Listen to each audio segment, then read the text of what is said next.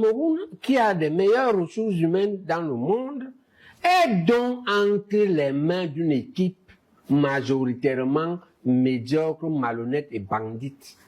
C'est ça notre problème. C'est que, imaginez Lucifer en train de diriger avec son équipe le paradis.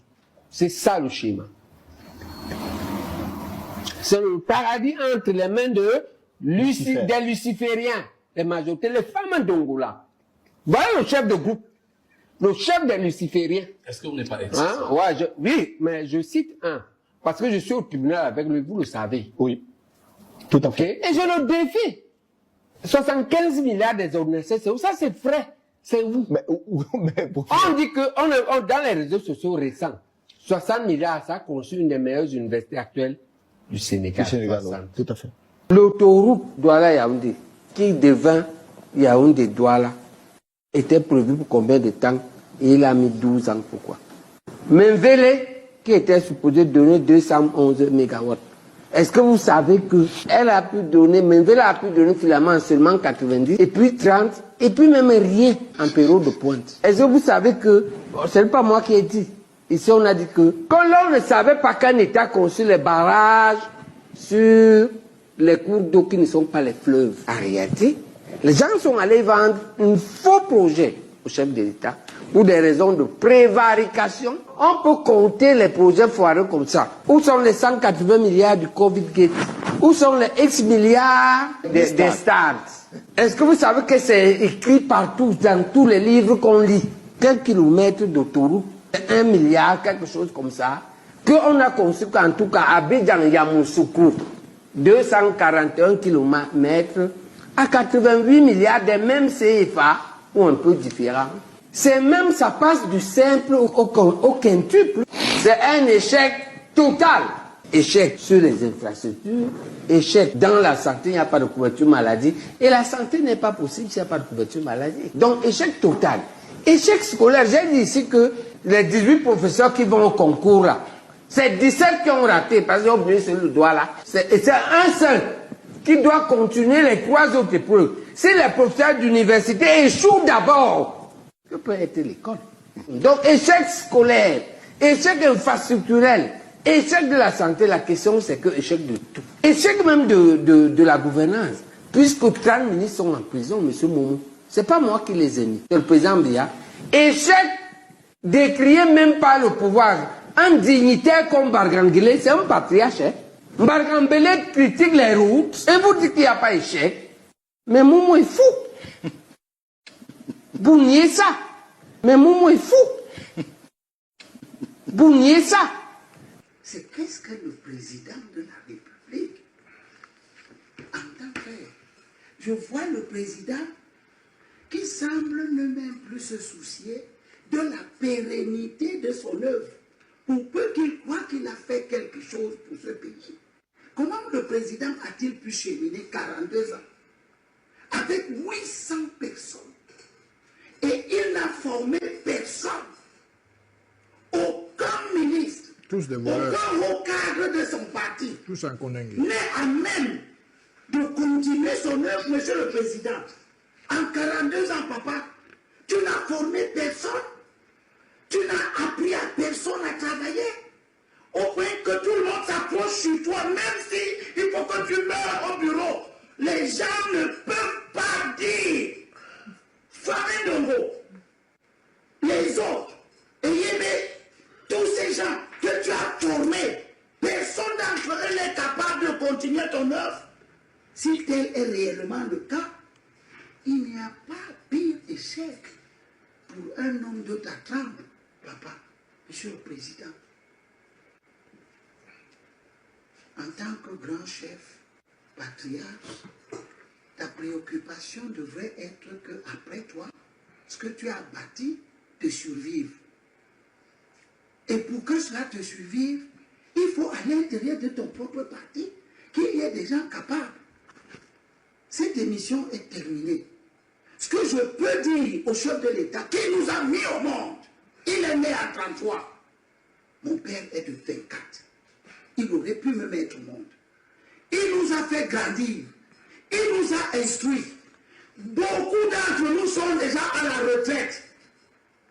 Cher Monsieur le Président, n'oublie pas, nous voulons te protéger comme un père. Et non pas te tuer de travail parce que des gens qui ne croient plus en toi mais qui pensent qu'ils ne peuvent pas exister sans toi refusent que tu te reposes. Le tribalisme et le népotisme d'État, comment peut-on concrètement les combattre selon vos projets de société? Alors, le tribalisme, le népotisme d'État, il faut d'abord dire aux Camerounais, le népotisme est un tribalisme, est un mot qu'ils connaissent, même s'ils ont des définitions différentes. Le népotisme et le tribalisme est entre amis.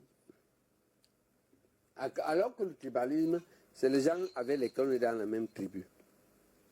C'est quoi le problème? Le problème n'est pas d'aimer sa tribu et sa culture, c'est pas ça le problème. C'est l'inverse. Il faut aimer sa langue, sa culture et sa tribu. Mais en même temps, on s'ouvre totalement aux autres cultures, aux autres tribus.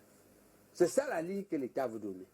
L'État veut dire au Cameroun, nous on va dire aux Camerounais que fais même l'effort, on va dire aux enfants, moi là où je suis, je parle 7 langues qui sont parlées au Cameroun. National.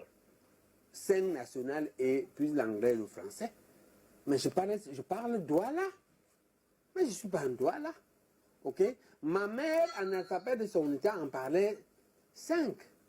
Ma grand-mère, qui était un peu plus analphabète, en parlait 3 ou 4. Pourquoi les scolarisés ne vont pas parler 9? On va même mettre ça à l'école, ça va être une prime. Quand tu passes le bac, on compte le nombre de langues camerounaises et ça va être une prime dans l'évolution dans la fonction publique. Plus tu parles les langues camerounaises, plus tu es dans la culture camerounaise, plus tu es considéré. On va trouver un moyen. Vous prônez sur le plan et donc, l'exemplarité, la culture nationale, et on va fixer les limites, même dans les entreprises privées. On va dire, tu as ton entreprise privée du PITA. Tu n'as pas le droit d'avoir dedans plus de 27% des côtiers et bassards, parce que c'est la même chose.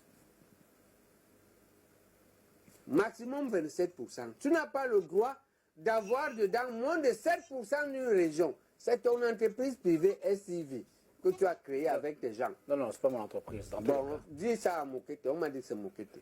Que si nous sommes au pouvoir, tu ne prends pas plus de 7% de Bakuri Bakundu.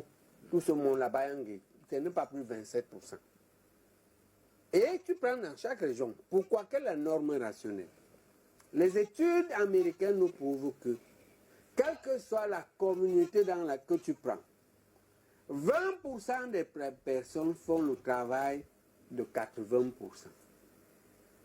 On t'a donné jusqu'à 25%, 27%. Comme tu penses que, je dis n'importe quoi, les Bakoudou, c'est eux qui sont forts. Les autres, on est bêtes. Tu prends 7%, les autres, et tu les formes. Minimum. Donc, quand on a pris 27%, on a 7%, ça correspond au reste divisé par les 9 régions. OK? Même dans le privé. Si on vous demande de choisir quelqu'un au Cameroun qui pourrait être le successeur du président Biya, en dehors de vous, ce serait qui? La première chose qu'il faut dire, c'est que quand je vous parle de moi, oui, en réalité, derrière moi, il y a Henri Tekoué. Mais vous n'avez pas compris ma question. En dehors de l'UPC, est-ce qu'en dehors, il y a quand même une personnalité qui sort du lot, qui pourrait être à l'image de Oumi Obel, qui est votre... On va dire que le moins mauvais là, c'est le MSC Kamto. Ah, le professeur Kamto, oui, qui peut être... Oui. Et je donne la raison. Oui. Je donne la raison. Un parti politique et un groupe, c'est la carrure de l'homme. Et la carrure d'un homme, c'est pourquoi il voulait expliquer. C'est 4 ou 5 choses. 1. Le parcours de l'enfant. Et scolaire, c'est l'école. Il a fait l'école ou bien il a appris un métier. 2. Le parcours professionnel. Il a travaillé là pour dire l'argent. 3. Le parcours socio-familial. Il a une famille, il a les enfants, il les gouverne bien, les enfants sont heureux. 4. Le parcours politique. Hein? Donc, c'est ces 4 parcours-là, je reprends. Scolaire ou d'apprentissage. Professionnel, là où tu as travaillé. Socio-familial et finalement politique. Donc le professeur Maurice Kamto remplit toutes les cases et pour vous, il peut être... Quand on prend les autres, il remplit toutes les cases. Parce que quand on note chaque case sur 20 ou sur 25 et on note. C'est comme à l'école, non? Il y a la question 1, la question 2. La question 1, c'est que tu es même né où, comme tu as posé là. Tu as grandi où? Tu as appris quoi? D'accord, c'est compris. Ok? Parce qu'il y a un autre Akere qui a fait ça. J'ai répondu non. J'ai dit à Akere que tu ne peux pas. Sans nous avoir expliqué ce que ton père et Aïdjo ont tissé en 72. Parce que c'est eux les acteurs de cette unification qui fait problème au point à créer la guerre des Amba Boys. Tu ne peux pas te taire sur ça. Tu ne peux pas te taire sur la fusillade d'Ernest Ouandé. Et venir maintenant dire que c'est le parti d'Ernest Ouandé qui t'accompagne aux élections. C'est-à-dire que, faut dire que, mais ça m'étonne parce qu'il est brillant, non? Tous les gens sont brillants. Moi, j'ai connu 2 gens, un cardiologue et un chirurgien. C'était très brillant. Pourquoi il est comme ça? Mais il est brillant aussi, le professeur. Alors, maintenant, c'est la formation idéologique. Tu ne peux pas faire ça. Tu ne peux pas dire qu'un système dans lequel ton père est une clé a tué un leader d'un parti politique. En public. Tu n'expliques pas ce qui s'est passé. Une guerre éclate sur cette affaire. Tu viens pelé et tendu. Tu dis que tu veux être candidat. Je vais te dire qu'on va commencer. Est-ce que le professeur Akere Mouna est responsable de ce que son père a fait? Non, c'est pas ça. C'est Kamto. Désormais, il n'y a pas de monsieur. C'est Kamto. Quand c'est Paul Biya, vous dites Biya Paul. Pour lui, c'est Kamto. Désormais, il n'y a pas de monsieur, pas de professeur. Je continue. La candidature du professeur Maurice Kamto, il me semble, si je n'ai pas. J'ai lu ce matin qu'il a été. Le parti des derniers milliards Tangana va l'investir. Et là, il n'y a pas rien. Si Tangana décide d'investir pour ça, il n'y a aucun problème. Aucun. Il n'y aura rien à. Oui. Tout à fait. Non, aucun. Et puis je m'interroge sur le débat autour de la. Dans le président Biya, le RDPC a si peur du professeur Maurice Kamto à ce point, au point où on est. Non, je pense qu'il y a. Il faut. Vous savez, moi, quand je présente des missions dimanche, c'est une je recherche une neutralité qui chapeau, hein, moi qui je suis du moins qui est à l'exception, neutre et objectif. Mais sur ce plateau, comme je suis panéliste, j'ai le droit de donner mes opinions. Bien sûr. Et mon opinion, tout le monde la connaît, c'est que moi je suis quelqu'un qui soutient le président Biya, qui est biaïste. Je pense que le président Biya, en acceptant la démocratie, il voulait avoir en face de lui des compétiteurs. On ne peut pas organiser un championnat et refuser les équipes qui veulent participer à ce championnat. La problématique de mettre, ne pas permettre pour ça, comme de ne pas aller aux élections, je pense que c'est une problématique qui est non seulement démocraticide et anti-républicaine. Et je n'ai jamais oublié, le ministre Thuro m'a dit quelque chose un jour que je n'ai jamais oublié. Ce que vous faites aux gens quand vous êtes en position de force, vous arrivera quand vous serez en position de faiblesse. Ceux qui veulent aller aux élections, qu'on les laisse partir. Le RD, je pense que le président Biya et le premier ministre Agama, j'ai dû me le rappeler encore, n'a pas besoin de gens. Donc ce n'est pas en allant bloquer soit Cabral, soit le professeur Kamto qu'on va montrer qu'on est un très grand collaborateur du président Biya, ou bien qu'il y a la vivacité de la démocratie camerounaise. La démocratie se nourrit de la compétition. Et si on exclut des gens, c'est qu'on est dans une posture qui est démocraticide. D'abord, on va l'appeler désormais Kamto. Il n'y a pas d'émission professeur. Paul Biya, on dit Paul Biya. Paul Biya aussi, docteur honoris causa, on ne l'appelle pas Paul Biya. L'erreur de Kamto de ne pas aller aux élections, c'est une erreur monumentale qu'il doit assumer seul. Il dit bien seul. Parce que le pauvre Kamto est embrigadé par des gens qui lui disent, comme tu es devenu doux, tu envoies les gens chez Obama, tu envoies les gens là-bas, on ne donne plus l'argent. Et on a dû lui dire, il faut faire quelque chose, il faut absolument faire quelque chose. Sans te couper, Ernest, oui, le lendemain de la diffusion, donc le 12 février, j'ai eu en ligne un des collaborateurs du professeur Kamto. Bon, moi, je vais continuer d'appeler Kamto, du professeur Kamto, et celui qui avait facilité le contact entre Valine Dongo et lui. Donc, il m'a exprimé toute la désolation, et m'a transmis la désolation du professeur en disant non, lui, que ce soit sincère ou pas. Moi, ça m'a fait du bien. Alors, ouais, je vais, tout à fait. Je vais finir. Je vais donc oui, finir. oui. J'ai dit que je l'appelle désormais Kamto. Ici, c'est Kamto. Désormais, il n'y a pas de monsieur, c'est Kamto. Quand c'est Paul Biya, vous dites Biya Paul. Pour lui, c'est Kamto. Désormais, il n'y a pas de monsieur, pas de professeur. Je continue. Monsieur Emmanuel Ateba, mais ce gars, c'est une merveille. Ateba est courtois, il est gentil, il est avenant. Ouh là là là là là là, il n'a même pas sa place au MSI. Ok. Il doit rejoindre un vrai parce qu'il s'appelle Ateba. Mais parce que lui aussi sera embrigadé comme professeur Kamto par ses violents. Professeur Kamto est traumatisé par vous ses venez de dire qu'il n'y a plus de professeur, non? Bon, c'est un réflexe. C'est pas moi qui ai demandé à M. Kamto de ne pas aller aux élections. C'est pas moi qui ai demandé qu'il fasse un communiqué pour péter les chaînes de tribalistes. Et qu'on arrête de penser que dès qu'on dit Kamto, c'est Bamileke, c'est faux. Non, pas du tout. Monsieur Pierre Kouemo, c'est mon ami. Il est Bamileke, c'est mon ami, je mange chez lui. J'aime les Bamileke, ce sont mes frères et on s'adore. Arrêtez ça. Que les gens arrêtent ça. Si les talibans pensent qu'ils peuvent prendre le procès Kamto en otage, ils ne vont pas prendre tout le pays en otage. Albert Zonga, c'est mon ami. Il me prend plus au téléphone depuis qu'il est au MRC. Avant on se parlait au téléphone. Je pense d'ailleurs que M. Zonga ferait un meilleur leader que Kamto. Que les gens arrêtent.